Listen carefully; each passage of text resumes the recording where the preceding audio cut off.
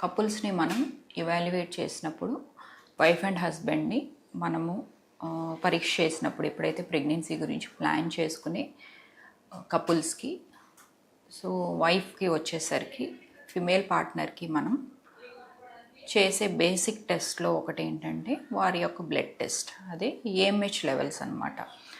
Hello everyone, నేను మీ doctor Ashwini, infertility specialist 49 Rajahmundry branch. So AMH full form వచ్చేసరికి anti Mullerian hormone. So ఒక 3D స్కాన్తో పాటు ఏఎంహెచ్ టెస్ట్ అనేది కూడా అడ్వైస్ చేయడం జరుగుతుంది. సో ఏఎంహెచ్ టెస్ట్ అనేది ఒక చిన్న blood test.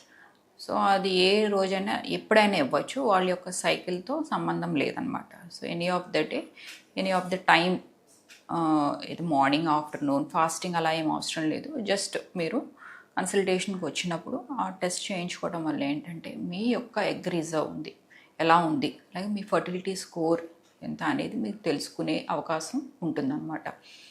So AMH level సాధారణంగా న్యాచురల్గా కన్సీవ్ అవ్వాలన్నా లేదా చిన్న చిన్న ట్రీట్మెంట్స్ తోటి, లెవెల్ 1 ట్రీట్మెంట్స్ తోటి కన్ఫర్మ్ అవ్వాలన్నా ఏఎంహెచ్ లెవెల్ 2 నుంచి బిట్వీన్ 6 అనమాట. 2 to 6 is the ideal range. Below 2 అనేసరికి లో ఏఎంహెచ్ అంటాం, అబౌవ్ 6 అంటే high AMH. So above 6 or 5.5 above ఉంటే so they are more towards PCOD అనమాట. దాన్ని మనం సింపుల్ టర్మినాలజీలో చాలామంది మాకు బబుల్స్ ఉన్నాయి అని చెప్పి అంటూ ఉంటారు. సో దాన్ని మనం పీసీఓఎస్ అంటాం. సో బిలో 2 అంటే లో ఏఎంహెచ్, అంటే ఎగ్స్ రిజర్వ్ అనేది తక్కువ ఉండటం. సో వన్స్ ఈ టెస్ట్ చేయించుకోవడం వల్ల వాళ్ళు ఎంత ఎర్లీగా ప్లాన్ చేసుకోవచ్చు అనేది వాళ్ళకి కపుల్కి అవగాహన ఉంటుంది. మేబీ ఇదే ఒక రీజన్ అయి ఉండొచ్చు అనమాట వాళ్ళకి ప్రెగ్నెన్సీ అనేది డిలే అవటానికి. So AMH is a part of fertility score. So ఫిమేల్స్లో AMH is one of the test. అలాగే మేల్స్కి వచ్చేసరికి సిమెన్ అనాలిసిస్. కపుల్స్ అడిగే బేసిక్ క్వశ్చన్ ఏంటంటే, వన్స్ కన్సీవ్ అయిన తర్వాత అది న్యాచురల్గా కానీ ఏమన్నా ట్రీట్మెంట్స్ వాడినా కూడా స్పాంటేనియస్ కన్సెప్షన్లో కూడా ఏంటంటే, మేడం స్కాన్స్ అవసరమా, డైరెక్ట్గా 5th month స్కాన్ ఒకటే సరిపోతుంది కదా, ఎన్ని స్కాన్స్ ఎందుకు అని అడుగుతూ ఉంటారు. అసలు ఫస్ట్ ఆఫ్ ఆల్ బేసిక్గా ప్రెగ్నెన్సీలో ఎన్ని స్కాన్స్ మినిమం చేయించుకోవాలి. మినిమం అయితే గైడ్లైన్స్ ప్రకారం ఏంటంటే అట్లీస్ట్ మినిమం 3 స్కాన్స్ ఉండాలి. ఫస్ట్ ఇది dating scan, second one is NT scan, third one వచ్చేసరికి టిఫా స్కాన్ అనమాట, నాలుగోది వచ్చేసరికి గ్రోత్ స్కాన్. ఈ 4 స్కాన్స్ అనేవి బెటర్ చేయించుకోవటం, and also it is mandatory. So first scan అనేసరికి డేటింగ్ స్కాన్. డేటింగ్ స్కాన్ అంటే ఏంటి? సో వన్స్ ప్రెగ్నెన్సీ అనేది కన్ఫర్మ్ అయిన తర్వాత ఇమీడియట్గా చేసే స్కాన్ని డేటింగ్ స్కాన్ అంటారు.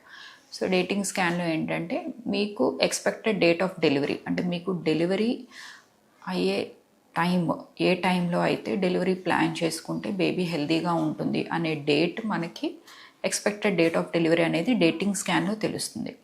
సెకండ్ది వచ్చేసరికి ఎన్టీ స్కాన్ అని, అది 3వ నెలలో చేస్తాం. 3వ నెలలో స్కాన్కి ఎందుకు అంత ఇంపార్టెన్స్, ఎందుకు చేయించుకోవాలి, ఇది స్కిప్ చేసి డైరెక్ట్గా 5th monthలో చేయించుకోవచ్చా అంటే, ఎన్టీ స్కాన్ దాన్ని మనం 3rd monthలో చేస్తాం. దీన్ని అదర్ నేమ్ ఏంటంటే జెనెటిక్ స్కాన్ అనమాట, basic genetic scan.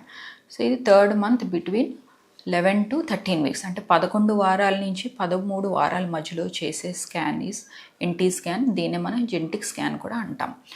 So nuchal ట్రాన్స్లూసెన్సీని మనము బేబీలో మనం మెజర్ చేస్తాం అనమాట. న్యూకల్ ట్రాన్స్లూసెన్సీ అని అంటే వన్స్ బేబీ ఒక సర్టెన్ పొజిషన్లో ఉన్నప్పుడు బేబీ యొక్క నెక్ దగ్గర థిక్నెస్ అనేది మెజర్ చేయడం జరుగుతుంది. దాంతోపాటు బోన్ ఫామ్ అయిందా లేదా కూడా చూస్తాం. నేజల్ బోన్ అంటే ముక్కు యొక్క బోన్ ఫామ్ అయిందా లేదా కూడా చూసుకుంటాం.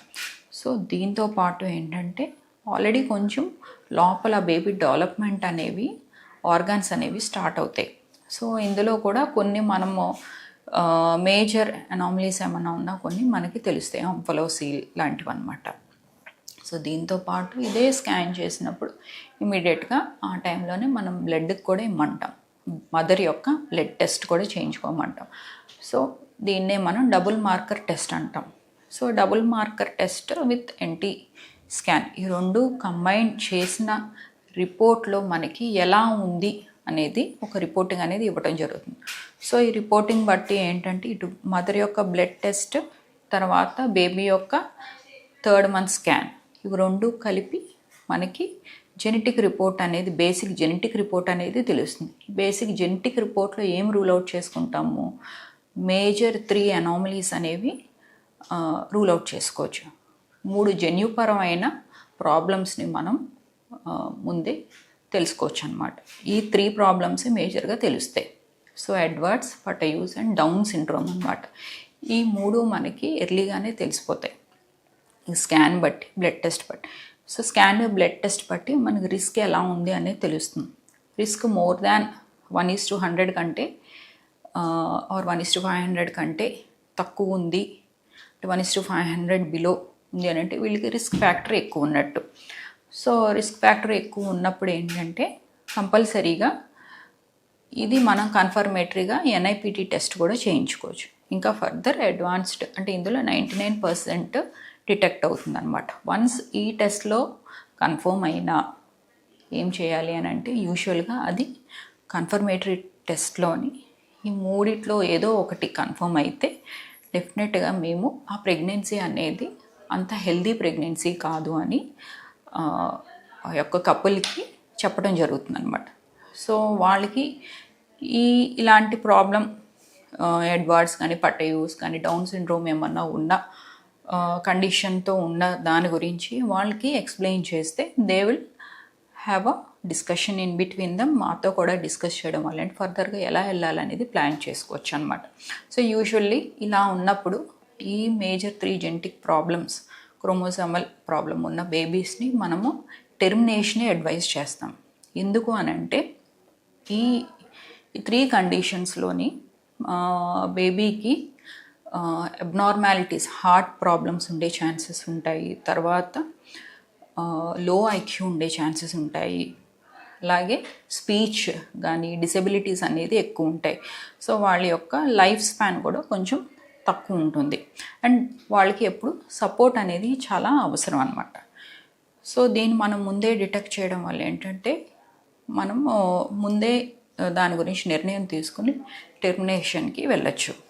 సో డౌన్ సిండ్రోమ్ సాధారణంగా 30 ఆడవారి యొక్క ఏజ్ 30 అబోవ్ అయినప్పుడు కొంచెం ఛాన్సెస్ అనేది ఇంక్రీజ్ అవుతుంది అనమాట. అంటే 100% వస్తుందని కాదు, chances of down syndrome risk కొంచెం పెరుగుతూ ఉంటుంది, రేషియో అనేది పెరుగుతూ ఉంటుంది. అదే బిలో 30 అనేసరికి కూడా రిస్క్ ఉంటుంది కానీ ఆ రేషియో కొంచెం తక్కువ ఉంటుంది. సో ఇది యూనివర్సల్గా అందరికీ ఇంప్లిమెంట్ చేయడం వల్ల ఏంటంటే ఎర్లీగానే ఈ మేజర్ ప్రాబ్లమ్ని మనం డిటెక్ట్ చేయొచ్చు. సో అలా అని చెప్పి అవయవాలు అనేది పూర్తిగా ఫామ్ అవ్వవు కాబట్టి ఓన్లీ 3 ప్రాబ్లమ్స్ని మనం డిటెక్ట్ చేయొచ్చు. ఫర్దర్గా బేబీ కంప్లీట్గా ఒక చిన్న హ్యూమన్ బీయింగ్ లాగా మొత్తం ఆర్గాన్స్ అన్నీ కంప్లీట్ అయ్యేది మనకి 5th మంత్లో. సో అందులో ఏంటంటే బేబీ మొత్తం ఆర్గాన్స్ ఎలా ఉన్నాయి, అన్నీ బాగానే ఉన్నాయి అనేది మనకి ఆ స్కాన్ 16 to 20 వీక్స్ మధ్యలోనే తెలుస్తుంది అనమాట. సో అందుకుని కంపల్సరీ 3rd మంత్ స్కాన్ చేయించుకోవాలి, అలాగే 5th మంత్ స్కాన్ కూడా చేయించుకోవాలి. సో దీనికి సిగ్నిఫికెన్స్ ఉంది. At the same time 5th month scan చేయించుకోవాలి. 3rd మంత్ స్కాన్ బాగానే ఉంది కదా అని 5th మంత్ స్కాన్ మనం నెగ్లెక్ట్ చేయడానికి లేదు. అలా అని మేము డైరెక్ట్గా 5th మంత్ స్కాన్ చేయించుకుంటాం, 3rd మంత్ స్కాన్ కూడా నెగ్లెక్ట్ చేయడానికి లేదు. సో దేనికి ఉన్న ఇంపార్టెన్స్ దానికి ఉంది. ఇంకా దీని గురించి ఫర్దర్గా మీకు ఏమైనా డౌట్స్ ఉంటే నా దగ్గరికి వచ్చి మీరు క్లారిఫై చేసుకోవచ్చు. Thank you so much.